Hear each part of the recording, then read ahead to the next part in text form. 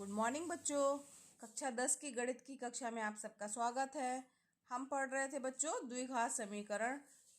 इसकी प्रश्नावली 4.3 जो है वो उसके पहले क्वेश्चन तक हम लोगों ने प्रश्न हल किए हैं और सेकंड क्वेश्चन से हमें आगे बढ़ना था। तो बच्चों मैंने कल बताया था आप लोगों को कि द्विघात समीकरण क्या होता है, ax² + bx + c = 0। ठीक है। तो और इसके बाद फिर मैंने इसके मूल निकालने के लिए जो है वो द्विघाती सूत्र भी बताया था आपको, और पूर्ण वर्ग बना करके उसका हल निकालने की बात भी बताई थी आप लोगों को। तो यहाँ पे द्विघाती सूत्र क्या था बच्चों, आइए देखते हैं। क्योंकि ये प्रश्न दिया हुआ है, प्रश्न नंबर 2 जो है वो दिया है उपर्युक्त प्रश्न 1 में दिए गए द्विघात समीकरणों के मूल द्विघाती सूत्र का उपयोग करके ज्ञात कीजिए। ठीक है। इसका पहला पॉइंट दिया है 2x² - 7x + 3 = 0। ठीक है। तो अब यहाँ पे हमें क्या चाहिए बच्चों, द्विघाती सूत्र। तो द्विघाती सूत्र हमारा क्या था, तो आइए देखते हैं।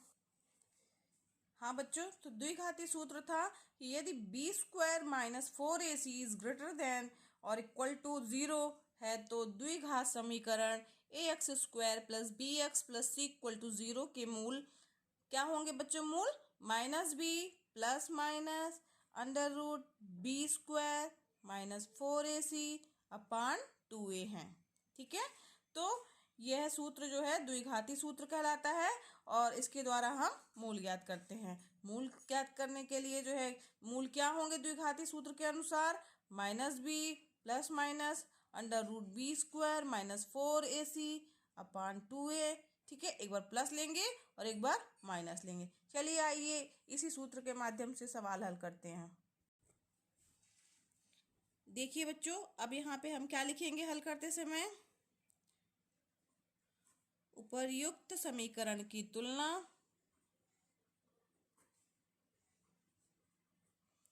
किससे करेंगे बच्चों, जो हमारा द्विघात समीकरण है।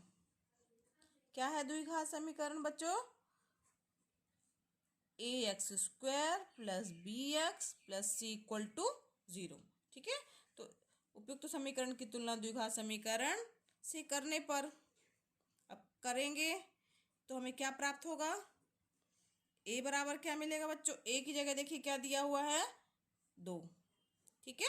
b की जगह जहाँ b दिया है यानी x के गुणांक में b है तो यहाँ b की जगह क्या दिया हुआ है -7। और यहाँ ध्यान दीजिए बच्चों c जो है वो अचर है और यहाँ पर c बराबर क्या दिया हुआ है 3। ठीक है। तो a बराबर प्राप्त हो गया, b बराबर प्राप्त हो गया, c बराबर प्राप्त हो गया। तब सूत्र हमारा क्या कहता है, फिर यहाँ पे इसके बाद हम लिखेंगे बच्चों तब द्विघाती सूत्र से द्विघात समीकरण के मूल, तब द्विघात समीकरण के मूल सूत्र के अनुसार क्या है बच्चों, -b ± √b² - 4ac/2a। ठीक है बच्चों। तो अब यहाँ पर हम मान रखेंगे, क्या प्राप्त होगा, सूत्र ये हो गया। तो यहाँ सूत्र में मान रखने पर, सूत्र में मान, फार्मूले में हम मान रखेंगे किसका, a b और c का रखने पर। ठीक है। चलिए देखते हैं क्या प्राप्त होता है। तब x बराबर क्या हो जाएगा, -b है तो मतलब माइनस का चिन्ह लगेगा और फिर -7 ± √b² यानी -7 का होल स्क्वायर -4। a की वैल्यू क्या है बच्चों 2 और c की वैल्यू क्या है 3/2a, 2 × 2। ठीक है। यहाँ पॉइंट का मतलब क्या होता है बच्चों, गुणा। अब क्या प्राप्त हो जाएगा देखते हैं, आइए। माइनस माइनस क्या हो जाएगा प्लस, माइनस का गुणा माइनस से होता है तो प्लस आता है। ठीक है। और ये प्लस माइनस √7 का स्क्वायर करेंगे क्या आएगा 49 आएगा। माइनस माइनस का वर्ग भी होगा तो वो प्लस हो जाएगा। 4 दूनी 8, 8 दूनी 16, 8 त्रिक 24/2 × 2 यानी 4 बराबर क्या आ गया बच्चों 7 ± अब 49 में 24 गया कितना आया 25/4। अब 25 का वर्ग करेंगे क्या आ जाएगा बच्चों? 7 प्लस माइनस 5/4। अब एक बार या तो एक बार प्लस लेंगे बच्चों और एक बार क्या लेंगे? माइनस लेंगे। बराबर क्या आएगा बच्चों? 7 प्लस 5/4 या 7 माइनस 5/4। ठीक, इक्वल टू क्या जाएगा? 7 प्लस 5 12/4 या 2/4। कट जाएगा, 4 एकम 4, 4 3 12, 2 एकम 2, 2 दूनी 4, 3 या 1/2। तो क्या प्राप्त हो गया समीकरण के मूल बच्चों? 3 या 1/2। उत्तर आप अलग से लिखिएगा। अतः समीकरण के मूल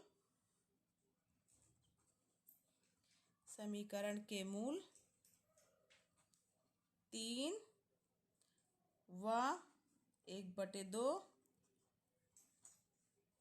होंगे। ठीक है, समझ में आया ना बच्चों कैसे हल करना है? कुछ नहीं किया है, केवल हमारे पास जो ये फार्मूला था, ठीक है, उस पे हमने ए बी और सी का मान रखा है और एक बार प्लस लिया है और एक बार माइनस लिया है। इसी तरीके से बच्चों इसके पहले क्वेश्चन के 4 पार्ट थे, जिसमें से एक पार्ट मैंने बताया आपको। उसी तरीके से ही सेम यही प्रक्रिया करके बच्चों आपको सेकंड, थर्ड और फोर्थ पार्ट करने हैं। ठीक है, ये आपके होमवर्क है, बिल्कुल आसान है। कुछ नहीं, आप केवल समीकरण से तुलना करिएगा और सूत्र में मान रख दीजिएगा। ठीक है बच्चों, चलिए आइए बढ़ते हैं हम प्रश्न नंबर 3 की ओर। हाँ बच्चों, देखिए हमारा प्रश्न नंबर 3 क्या कह रहा है? निम्न समीकरण के मूल ज्ञात कीजिए। पहला इसका पार्ट दिया हुआ x minus 1/x equal to 3, जहाँ पर x does not equal to 0 दिया है। चलिए देखते हैं, इसको हल करते हैं। तो यहाँ पे जो दिया है x minus 1/x equal to 3, यहाँ पर लघुत्तम लेंगे, क्या आ जाएगा हमारा? x। यहाँ क्या आ जाएगा? x² minus 1 equal to 3। ठीक है, समझ में आ रहा बच्चों? कुछ नहीं, केवल लघुत्तम लिया है। अब यहाँ पे ये x का गुणा यहाँ से चला जाएगा तो क्या हो जाएगा? x² minus 1 equal to 3x। ठीक, अब आगे हल करेंगे तो क्या आ जाएगा? x² minus 3x minus 1 equal to 0। 3x को हम इस तरफ लेके आए हैं। द्विघात समीकरण बनाने के लिए बराबर शून्य होना जरूरी है, इसलिए हमने इसको इस तरफ पक्षांतरित किया है। तो अब ये क्या बन गया हमारा? एक द्विघात समीकरण बन गया। तो अब क्या करेंगे बच्चों? उपरोक्त समीकरण की तुलना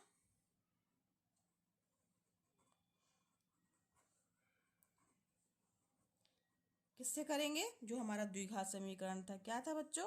ax² plus bx plus c equal to 0 से करने पर। ठीक है, करने पर a बराबर क्या प्राप्त हो रहा है बच्चों? 1। b बराबर क्या मिल रहा है? -3। और c बराबर क्या मिल रहा है? -1। a बराबर 1 हो गया, b बराबर -3, c बराबर -1। समझ में आया बच्चों? अब हमारा सूत्र क्या था? सूत्र भी लिख लें हम। सूत्र के अनुसार क्या थे मूल? x बराबर -b प्लस माइनस, ये आपको याद होना चाहिए बच्चों, इसको याद कर लीजिएगा, अच्छे से भूलिएगा मत। b² माइनस 4ac अपान 2a। ये सूत्र कैसे आया? इसको मैंने निकालना भी सिखाया था बच्चों आपको, पूर्ण वर्ग बना करके, इसी द्विघात समीकरण से। उसको भी समझ लीजिएगा और साथ साथ ये सूत्र तो याद ही कर लीजिएगा। अब देखिए बच्चों, यहाँ पर मान रखेंगे, ये सूत्र हमारा प्राप्त हो गया ना। तो अब सूत्र में मान रखने पर, ठीक है, अब मान रखेंगे हम, a का मान, b का मान और c का मान रखेंगे तो क्या प्राप्त हो जाएगा बच्चों? x बराबर हो जाएगा -3 प्लस माइनस √b² यानी -3 का स्क्वायर -4। a की वैल्यू क्या है बच्चों? 1 और c की वैल्यू -1। ठीक है, अपान 2, a की वैल्यू 1। x इक्वल टू क्या आ जाएगा बच्चों? माइनस माइनस प्लस यानी 3 प्लस माइनस √-3 का स्क्वायर करेंगे 9 माइनस, और यहाँ पे भी -1 था ना, ये -1 है हमारा, तो माइनस माइनस क्या हो जाएगा बच्चों? प्लस, और 4 एकम 4 अपान 2, 2 एकम 2। x इक्वल टू क्या आ जाएगा? 3 प्लस माइनस √9 और 4 कितना हो गया बच्चों? 13/2। ठीक, अब समीकरण के मूल एक बार प्लस में आएंगे, एक बार माइनस में आएंगे, तो x इक्वल टू क्या हो जाएगा 3 प्लस √13/2 या x इक्वल टू 3 माइनस √13/2। अब इसके लिए उत्तर बच्चों ये हमारे दो मूल प्राप्त हो गए हैं, तो उत्तर आप अलग से लिख दीजिएगा। हर स्टेप के नंबर होते बच्चों, इसलिए उत्तर भी लिखना आपको ज़रूरी है। अतः समीकरण के मूल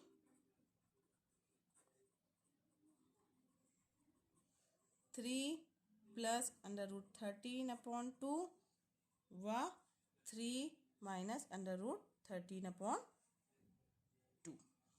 होंगी। ठीक है, अब इसके बाद बच्चों समझ में आ गया ना, कुछ नहीं करना है, सारे में जो हमारे पास फार्मूला है सारे मान ए बी सी के मान उस फार्मूले में रखने हैं। इसका सेकंड पार्ट भी बच्चों इसी तरीके का है, पहले उसका लघुत्तम लेकर के और हमें द्विघात समीकरण के रूप में कन्वर्ट करना है और उसकी तुलना कर देना है और उसके मान ज्ञात कर लेने हैं। समीकरण के वही जो होंगे वो समीकरण के क्या होंगे बच्चों, मूल होंगे। चलिए आइए चलते हैं प्रश्न नंबर 4 की ओर।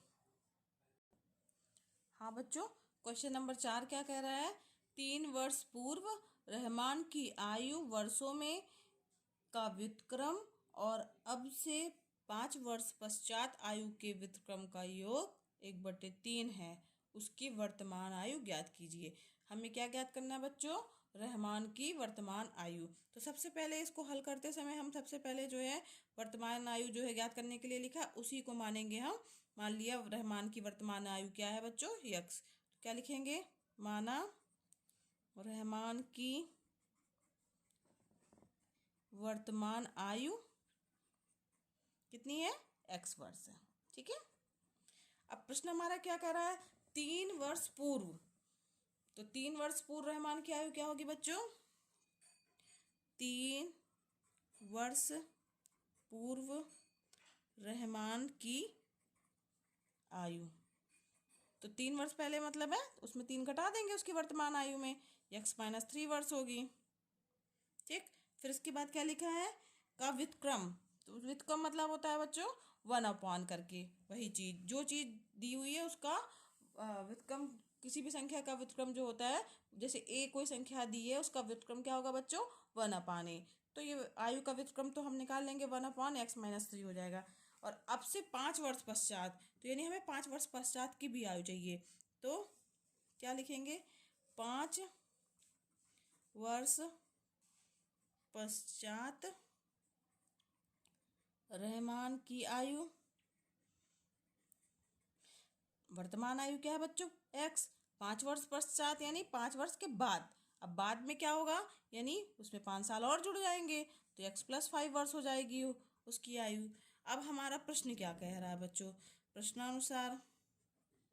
प्रश्नानुसार क्या होगा बच्चों, 3 वर्ष पूर्व रहमान की आयु का व्युत्क्रम, तो रहमान की आयु का 3 वर्ष पूर्व कितनी थी, x-3, तो इसका व्युत्क्रम क्या होगा बच्चों 1/x-3। ठीक है बच्चों, तो 1/x-3 हो जाएगी। ठीक है, व्युत्क्रम हो गया 3 वर्ष पूर्व की रहमान की आयु का व्युत्क्रम। फिर 5 वर्ष पश्चात आयु के व्युत्क्रम का योग, 5 वर्ष पश्चात आयु कितनी है इतने, और उसका व्युत्क्रम क्या होगा बच्चों 1/x+5। अब व्युत्क्रम का योग यानी चिन्ह कौन सा लगेगा बच्चों, प्लस, कितना दिया हुआ है 1/3 के बराबर दिया है। ये स्टेप समझ में आया बच्चों, जो 3 वर्ष पूर्व आयु है उसका व्युत्क्रम यानी 1/, के रूप में आ जाएगा। 5 वर्ष पश्चात जो आयु दी हुई है उसका व्युत्क्रम मतलब 1/, के रूप में आ गया। योग दिया हुआ है प्रश्न में 1/3 है, तो प्लस का चिन्ह लगा दिया और बराबर क्या कर दिया बच्चों 1/3। ठीक, अब ये जो हमारे पास बन गया, अब इसको हल कैसे करेंगे आइए देखते हैं। ऐसे सवाल जो है कई आपको मिलेंगे, इसको हल करने के लिए बच्चों सबसे पहले नीचे इसका लघुत्तम लेंगे x-3 और x+5। यहाँ ऊपर क्या जाएगा, x-3 है तो यहाँ ऊपर क्या जाएगा x+5 आएगा, 1 का मल्टीप्लाई हो रहा है x+5 प्लस यहाँ पे क्या आ जाएगा x+5 है तो x-3 इक्वल टू 1/3। यहाँ पे ध्यान दीजिए x प्लस कितना जाएगा 2x, और 5 - 3 यानी 2। 2x+2। ठीक है बच्चों, और x नीचे जो है हर में जो दिया हुआ है वो वही रहेगा, = 1/3। समझ में आ रहा है ना बच्चों। अब क्या करेंगे हम, इसका जो है मल्टीप्लाई कर लेंगे। मल्टीप्लाई करने पे देखते हैं क्या आता है, 2x+2। अब इसका मल्टीप्लाई करेंगे तो x का गुणा x से होगा, x² आ गया। फिर इसके बाद x का गुणा जो है 5 से होगा तो 5x आ जाएगा। और यहाँ पे -3 का गुणा होगा तो -3x आ जाएगा। और -3 का गुणा 5 से होगा तो -15 = 1/3। ठीक है, आइए। ठीक है बच्चों, अभी इसका गुणा इससे हो जाएगा तो 3 का गुणा 2 से होगा तो 6x + 3 दूनी 6 = ये पूरा पद हम बच्चों इस तरफ लेके आ रहे हैं तो क्या आ जाएगा, x² + 5x में से 3x गया तो 2x आएगा। सीधे सीधे हम 2x लिख रहे हैं, 2x - 15। ठीक है, कुछ नहीं किया बच्चों, इसका गुणा इससे कर दिया है और ये पूरा पद जो है वो हम यहाँ ऊपर लेके आ रहे हैं तो ये बराबर में आ गया। अब यहाँ पर ध्यान दो बच्चों, अब इसको सारे पक्ष को एक तरफ करेंगे और दूसरी तरफ क्या करेंगे, बराबर 0 करना है। तो यहाँ पे क्या आ जाएगा, x² + 2x - 15 है, ये सारा हम इस तरफ लेके जा रहे हैं तो -6x आ जाएगा और -6 = 0 आ जाएगा। क्या हो गया बच्चों, फिर x² 2x है और यहाँ पर क्या है -6x, यानी क्या आ जाएगा 4x। ठीक है, चिन्ह माइनस लगेगा क्योंकि बड़ी संख्या क्या है, -6 बड़ी है तो -4 आ जाएगा। और -15 और -6, 15 से कितना हो गया 21 = 0। तो ये बच्चों देखिए, हम लोग को ध्यान से देखिए, ये क्या प्राप्त हो गया हमारा, ये एक द्विघाती समीकरण प्राप्त हो गया। इसके जो मूल जो है बच्चों, गुणनखंड विधि से भी ज्ञात कर सकते हैं और सूत्र के द्वारा भी ज्ञात कर सकते हैं। तो गुणनखंड विधि से के द्वारा हम देखते हैं कैसे कर सकते हैं, इसके मूल निकालना है। तो यहाँ पर 21 को, ये लास्ट वाले पद, इसको भी बच्चों मैंने आपको बताया है कि लास्ट वाले पद को जो है 2 भागों में तोड़ना है। जो इन दोनों लास्ट वाले पद -21 है। ठीक है, अब बीच वाला पद क्या है -4, तो -4 जो है हमें ऐसी बीच वाले पद को ऐसे 2 भागों में तोड़ना है बच्चों कि उनको जोड़ने या घटाने पे तो -4 आए और मल्टीप्लाई करने पे कितना आए, -21 आए। तो ऐसे पद कौन से होंगे, 7 और 3 लेंगे। 7 कितना होता है, 7 और 3, 7 और 3 करेंगे बच्चों तो 7 21 तो हो ही जाएगा। और साथ ही साथ बच्चों जो है वो क्या होगा, -7 रखेंगे तो क्या हो जाएगा, इन दोनों को जोड़ेंगे हम तो -4 प्राप्त हो जाएगा। आइए करते हैं, x², ठीक है, यहाँ पे तोड़ेंगे तो -7x + 3x - 21 = 0। ठीक, अब यहाँ पे ध्यान दीजिए, x कॉमन लेंगे, क्या आ जाएगा, x - 7 + 3 कॉमन ले लेंगे, x - 7 = 0। दोनों में क्या कॉमन दिख रहा है बच्चों, x - 7 हमने कॉमन ले लिया, x + 3 आ गया = 0। अब यहाँ पर हमें 2 ये गुणनखंड के रूप में प्राप्त हो गए, यानी x - 7 = 0 होगा, या तो फिर x + 3 = 0 होगा। ठीक है, या तो फिर x + 3 = 0 होगा। ठीक, या तो एक बार ये वाला पद 0 होगा या तो ये वाला पद 0 होगा। तो x बराबर क्या आ गया, 7। ठीक, और x बराबर क्या आ गया, -3। अब -3 ध्यान दो बच्चों, क्या है, ऋणात्मक है। आयु ऋणात्मक तो हो नहीं सकती ना, वर्तमान आयु है तो वो तो ऋणात्मक हो गए नहीं, क्योंकि ये ऋणात्मक है इसलिए ये नहीं होगा। क्या होगा, 7 जो है वो होगा उसकी वर्तमान आयु कितनी हो जाएगी बच्चों, तो चूंकि ये ऋणात्मक है अतः छोड़ने पर, इसको छोड़ेंगे हम क्योंकि माइनस तो आयु नहीं हो सकती ना। ठीक है, तब क्या होगा उसकी वर्तमान आयु, अतः रहमान की वर्तमान आयु 7 वर्ष होगी। ठीक, ये आपका क्या हो गया, उत्तर हो गया। ठीक है बच्चों, समझ में आया ना कैसे हल करना है। ठीक, अब इसी तरीके से बच्चों इसका क्वेश्चन नंबर 5 और 6 इसी तरीके से है। ठीक है, इसके बाद के क्वेश्चन जो है वो हम नेक्स्ट क्लास में पढ़ेंगे।